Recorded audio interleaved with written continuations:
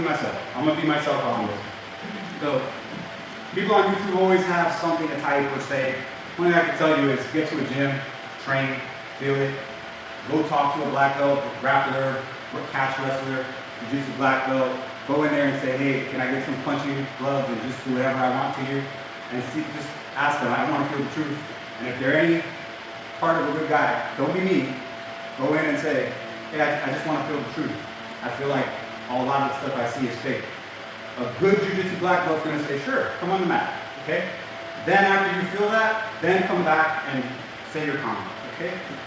Because so many people have so many things to say, but they don't train. It's just like so many people have so much to say about the UFC fighters, and they're not the ones in the ring, okay? They're in the ring. They're the ones that don't want concussions. They're the ones that are not trying to be in the emergency room. They're the ones that train all day for a living. You have no clue what that person is feeling when there's another person on top of them. They're not hugging, I promise you that. Ribs are getting crushed. People cannot breathe. They feel like they can't get out. It's an art all on its own. To get a black, I'm a purple belt. To get a black belt in jiu-jitsu could take you 10 years of continuous study. It's been proven it's almost even harder to get your doctorate degree than to get a black belt in jiu-jitsu. So, let alone being a great catch wrestler of 10 years, or a judoka of 10 years. Go train before you have something to say, all right? Train before you have something to say. That's all I'm going to say before we move to our headlock defense. Okay, so first, we're going to talk about prevention. Prevention is key. I don't want to be in a position ever, and we'll talk about it when we get there, where someone puts me in a headlock and my posture has already been broken to this point. There's options, don't want those options. But we're not going to talk about how we get into it, but you know, as you've seen many fights, people get put in headlocks. Okay? The first thing I want to talk about, never do I want his arm on my neck like this, where my chin is outside of his wrist line. Because as he squeezes, it already hurts. Okay? Break your neck, put you to sleep, tear a carotid artery, whatever, tear a muscle. You don't want any of that. Okay? First thing we need to think about, just remember this. I love Hickson's version of what he said. It's turtling. Okay? We're constantly turtling. Turtleneck. Turtleneck. Turtle. I bring my shoulders up and my chin in like a turtle. Now, as I turn my head towards him, other people don't turn away. I turn my head towards him and I keep my posture. Don't bend down. Look at the back of my knee. See, this is not, I'm safe, but my posture sucks. Okay? Back of my knee, right behind his knee. Look at what it's already doing to him. My shoulders, back, my chest, up, my hands up, my chin and shoulders in. Roberto is definitely much stronger than me and weighs more than me. Roberto, please pull me down. Difficult. See? Just from connecting to him and keeping my posture. Okay? That's the first thing for prevention. This is without punches. The first one in Hideo Gracie's curriculum, or Mitsuo Maeda's curriculum, or Jiro Kano's curriculum, whoever's curriculum it was that created Japanese Jiu-Jitsu, was to hip in, come down, pick up the leg, and throw the guy. Now, there is a way to do that, but if you got back injuries and you got a guy this heavy, there's no way I'm going to go for that. I'm not trying to pick this guy up, okay? So if you're smaller, you can still take the person down, and then you have a second option. One is posture, not breaking my posture. Two, if I want him to the floor, because I feel, for whatever reason, I can't get my hand in here, which is what's going to happen for the other option. Maybe his head's too close, and I can't get my hand in here, and I need to take him to the floor. I'm going to put my hand, don't put your hand on the hip. They tell you to put the hand on the hip so that he can't throw a knee or turn into you and do a guillotine. But he's not going to be able to because of what we're going to do next. Put your hand on the top shoulder. Okay? We're going to create a torque. Once I do this, I'm going to drop my back knee and chop right here to the back of his knee. I'm going to do like a Aikido spin.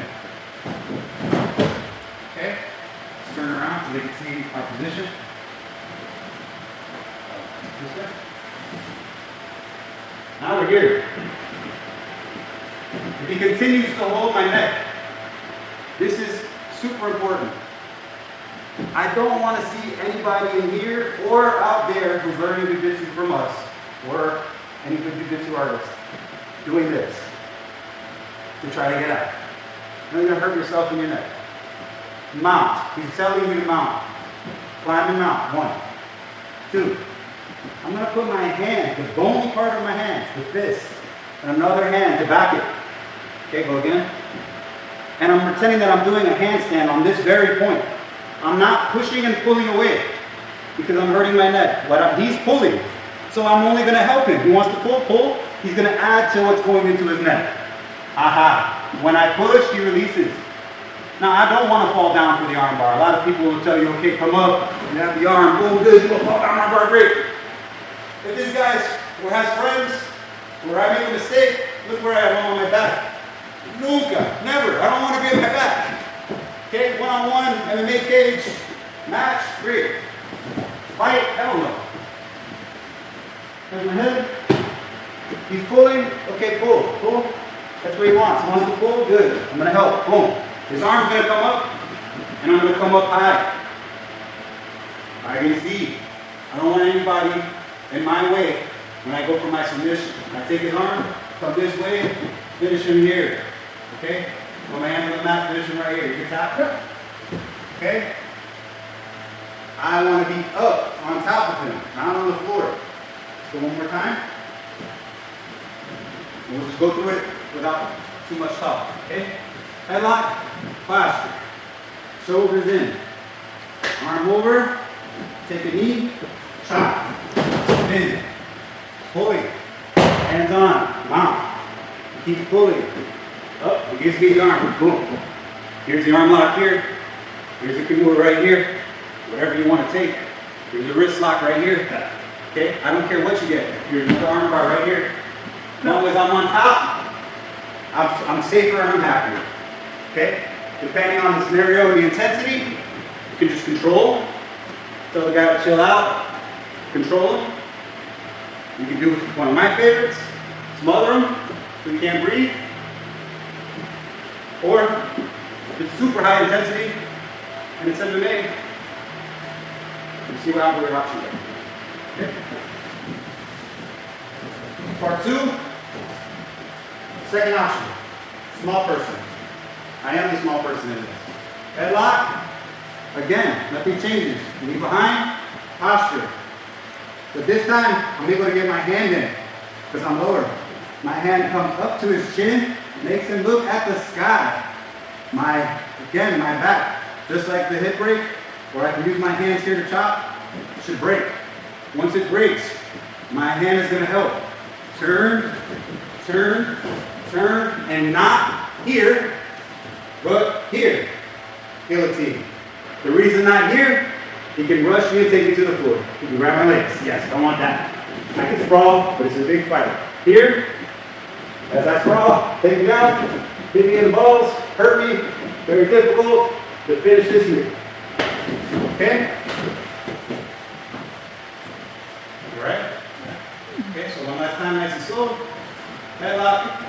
Feel I'm in a headlock. Right away, my knee comes in. I bow down a little bit if I'm losing it to regain my posture. Posture up. Okay? If I'm kind of small and he still has the grip, he hasn't let go of the grip. My hand comes in, helps let go of the grip. He turns, help him turn, boom. Here. Elbow over the back and up. This guy. Okay? Last one.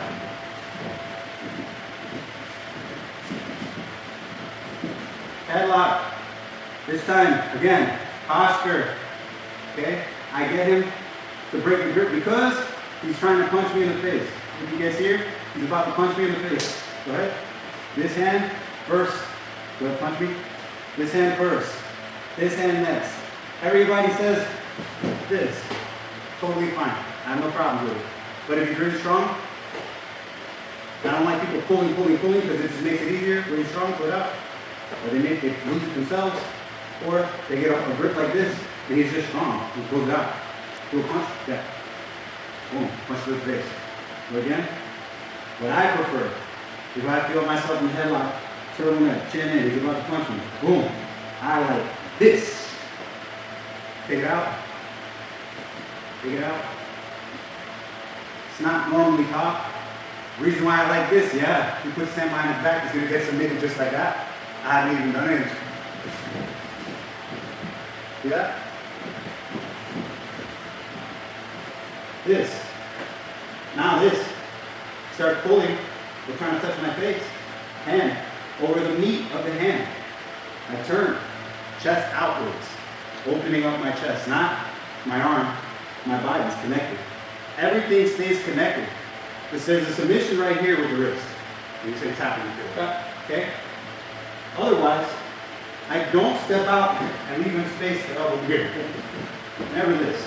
We'll give him the strength to use his arm and get it out. Yeah. You're bigger and stronger than me. I don't want that. I want to stay connected, roll in and connect, take arm out. No way. It's connected to me. Now it goes up his back. Okay? This stays holding.